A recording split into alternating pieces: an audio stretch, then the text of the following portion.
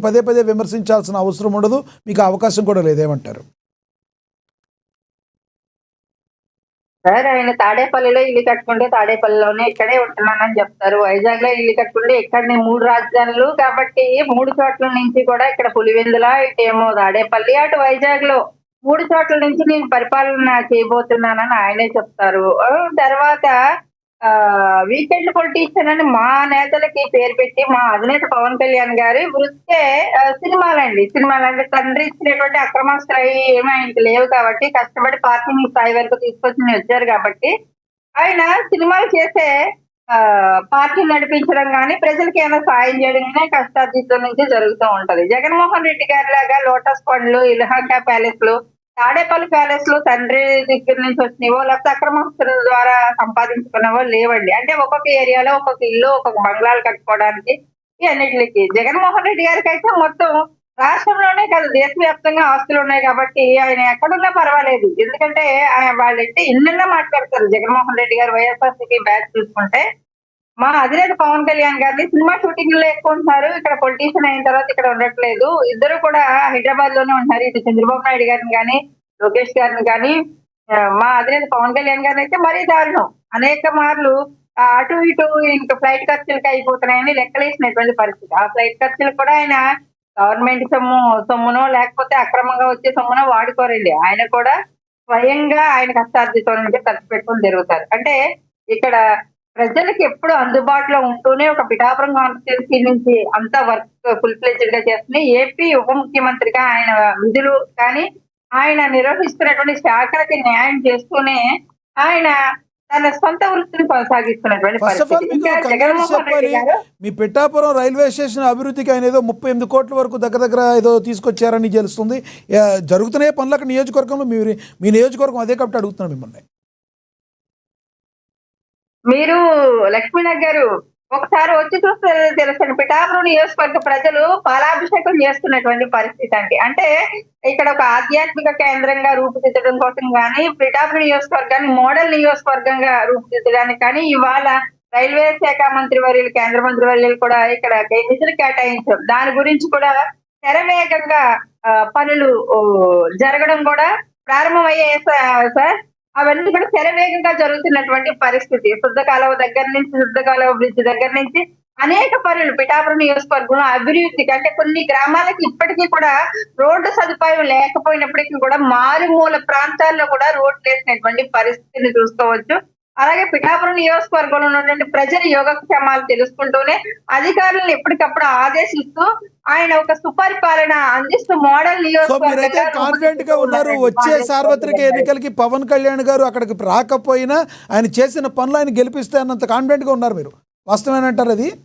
Definite గా అండి, definite గా. ఎందుకంటే పిఠాపురం నియోజకవర్గం వీళ్ళే వైసీపీ వాళ్ళే విమర్శిస్తుంటారు. విమర్శించిన ఆశీర్వాదంగానే తీసుకుంటాం. ఎందుకంటే పిఠాపురం పీఠాధిపతి అనేసి ఆ కుక్కిడేశ్వర స్వామి ఆ దత్తాత్రేయ పుత్రుడిగా దత్తపుత్రుడు అన్నారు, దత్తాత్రేయ పుత్రుడు అయిపోయాడు పవన్ కళ్యాణ్ గారు. కుక్కుటేశ్వర స్వామి గురించి పీఠాధిపతి అన్నారు.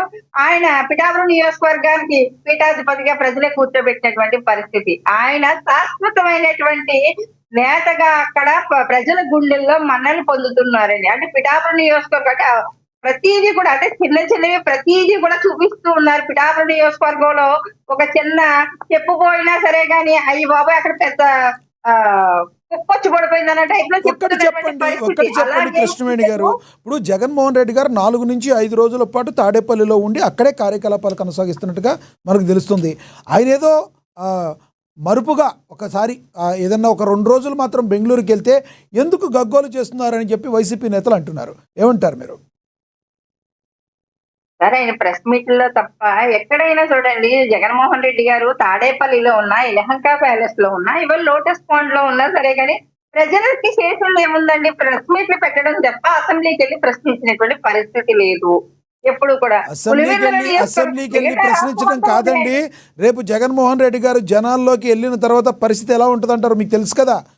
జగన్మోహన్ రెడ్డి గారు జనాల్లోకి వెళ్తే పరిస్థితి ఎలా ఉంటుందో మీకు తెలుసు కదా. ఆయన పాదయాత్ర స్టార్ట్ చేయబోతున్నారు. మీ పరిస్థితి ఏంటంటారు? ఆయన పాదయాత్ర చూసేసారండి ప్రజలు. 2 సార్లు చూశారు పాదయాత్ర. జగన్మోహన్ రెడ్డి గారి పాదయాత్ర మళ్ళీ చెప్పులు అరిగిపోవడం తప్ప, ప్రజలకి విసుగు చెప్పించడం తప్ప, ఆయన పాదయాత్ర ఆల్రెడీ ప్రతిపక్ష నేతగా అవకాశం ఇచ్చారు. తర్వాత అధికార పక్షంలో కూర్చోబెట్టారు. అయినా సరే గాని హెలికాప్టర్లు వేసుకుని తిరిగాడు. లేకపోతే ప్రతిపక్ష హోదా ఇచ్చి కూర్చోబెట్టినప్పుడు నేను మళ్ళీ సీఎం అయితేనే వస్తాననేసి రోడ్లు పట్టుకుని తిరిగాడు జగన్మోహన్ రెడ్డి గారు. ఆ తర్వాత అధికారం ఇచ్చాక పరదాలు కట్టుకుని తిరుగుతూ ప్రజల మధ్య ప్రజా సమస్యలు తీర్చుకుని తిరిగినటువంటి వ్యక్తి జగన్మోహన్ రెడ్డి గారు. ఇవాళ 11 ఇచ్చారు. ఇప్పటికైనా కళ్ళు తెరుస్తాడేమో, ఇప్పటికైనా ప్రజల తరఫున పోరాటం చేసి ప్రజలకు న్యాయం చేస్తారేమో అని అనుకుంటే మాటకొస్తే కృష్ణవేణి గారు ఒక క్వశ్చన్ మిమ్మల్ని అడగాలి. ఎవరైనా అధికారంలో ఉన్నప్పుడు మనం ఏ రకంగా పరిపాలన చేస్తున్నాం, వాళ్ళకు కూడా వర్క్ ఉంటుంది. ఇప్పుడు ఇదే చంద్రబాబు నాయుడు గారు కావచ్చు, లోకేష్ గారు కావచ్చు, పవన్ కళ్యాణ్ గారు కావచ్చు, ప్రతిపక్షంలో ఉన్నప్పుడే వాళ్ళు కూడా రోడ్లు పట్టుకుని వెళ్ళారు. ఆయన కూడా అలాగే ఆ తర్వాత అధికారంలోకి వచ్చాక ఇప్పుడు రోడ్ల మీదకి వెళ్ళట్లేదు, పాలన మీద వాళ్ళు కూడా ఫోకస్ చేస్తారు. జగన్మోహన్ రెడ్డి గారు గత ఐదేళ్ళలో అలాగే చేశారు అనుకోవచ్చు కదా, వాళ్ళు చెప్పే దానిలో వాస్తవం లేదంటారా? వాళ్ళ చెప్పే దాంట్లో వాస్తవం ఉండడానికండి ఇవాళ లక్ష్మణ గారు ఒక ఎగ్జాంపుల్ చెప్తానండి. మా ఎమ్మెల్యేలు కానీ, ఎంపీలు కానీ, మంత్రులు కానీ ఏ విధంగా పరిపాలన అందిస్తున్నారు, ఈవెన్ నామినేటెడ్ పదవుల్లో ఉన్న వాళ్ళు కూడా ఏ రకంగా పరిపాలన అంటే ప్రజలకు అందుబాటులో ఉండే ప్రజా సమస్యలు తీరుస్తున్నారు అన్నది కూడా ఇటు ముఖ్యమంత్రి గారు కానీ, ఉప ముఖ్యమంత్రి గారు కానీ ఎలా సమీక్షిస్తూ మానిటరింగ్ చేస్తారు అనేది ప్రజలందరూ చూస్తారు. మీకు ఎందుకంటే మా ఎగ్జాంపుల్ చెప్తాము. మా ఎమ్మెల్యేలు ఆఫీసులకు వెళ్ళి చూడండి. అంటే అసెంబ్లీ సమావేశాలు లేనప్పుడు, అక్కడ ప్రభుత్వ కార్యక్రమాలు లేనప్పుడు మా ఎమ్మెల్యేలు పనిచేస్తున్నటువంటి ఆఫీసులకు వెళ్ళి చూడండి. అక్కడ ప్రజలు ఏ విధంగా వచ్చి వాళ్ళ సమస్యలను తీర్చుకుంటున్నారు, ఏ విధంగా అందుబాటులో ఉంటున్నారు అన్నది తెలుస్తుంది. అలాగే మా ఎంపీల ఆఫీసులకు వచ్చి చూడండి. ఏ విధంగా ప్రజలు వచ్చి అక్కడ వాళ్ళకి కావాల్సినటువంటి ప్రతి అవసరానికి కూడా ఎలా వచ్చి ఆ పనులు ప్రభుత్వ పనులు చేయించుకుంటారు అన్నది క్లియర్ గా అర్థమవుతుంది. కానీ జగన్మోహన్ రెడ్డి గారు హయాంలో ఇలాంటి పరిస్థితి లేదు. ఎమ్మెల్యేలు స్వచ్ఛందంగా నిర్ణయాలు తీసుకుని ప్రజా సమస్యలు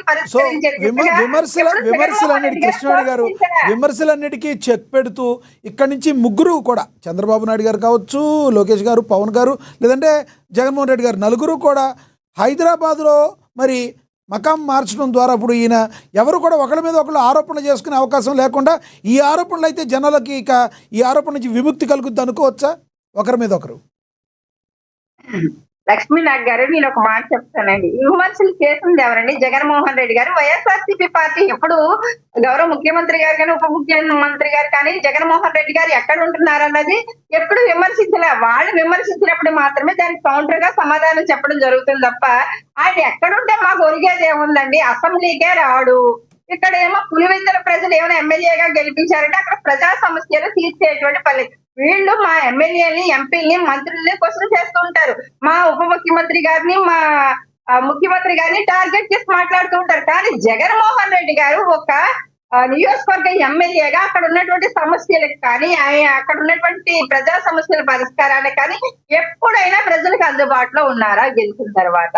వీళ్ళు 11 మంది ఎమ్మెల్యేలు అసెంబ్లీకి రావట్లేదు, ఓకే. కానీ వాళ్ళ కాన్స్టిట్యున్సీలో ప్రజలకు అందుబాటులో ఉన్నారా అంటే ఇక్కడే విశ్వాసం కోల్పోయినట్టు కదండి. 11 ఇచ్చినా కూడా వీళ్ళకి అనవసరమే. 11 ఇచ్చినా సరే కానీ పని చేయరు. 40% ఓటు బ్యాంక్ అని డప్పు కొట్టుకోవడం తప్ప జగన్మోహన్ రెడ్డి గారు సార్ ఏదైనా అధికార పార్టీ ఉంది అంటే కనుక అంత అవగాహన లేనటువంటి వ్యక్తులు కొంతమంది ఉంటారు. మళ్ళీ ఇదే పార్టీ అధికారంలోకి వచ్చేస్తుందేమో అన్న ఆలోచన కూడా కొంతమంది ప్రజల్లో ఉంటది. అభద్రతాభావం కూడా. ఆ విధంగా వచ్చినటువంటి ఓటు బ్యాంక్ తప్ప ఆ ఓట్ బ్యాంక్ ఈ రోజు లోకల్ బాడీకి వెళ్తే 20% కూడా ఉండదు సార్. ఆ 11 పేరు పెట్టినందుకు ఆ 11% పడిపోయేటువంటి పరిస్థితి ఉంది గ్రౌండ్ లెవెల్ అయితే. రైట్ కృష్ణవేణి గారు, మళ్ళీ మాట్లాడతాం మీతో. మనతో అందుబాటులో ఉన్నారు వైసీపీ అధికార ప్రతినిధి రేగడి లక్ష్మణరావు గారు. ఆయనతో మాట్లాడదాం. లక్ష్మణరావు గారు నమస్తే అండి.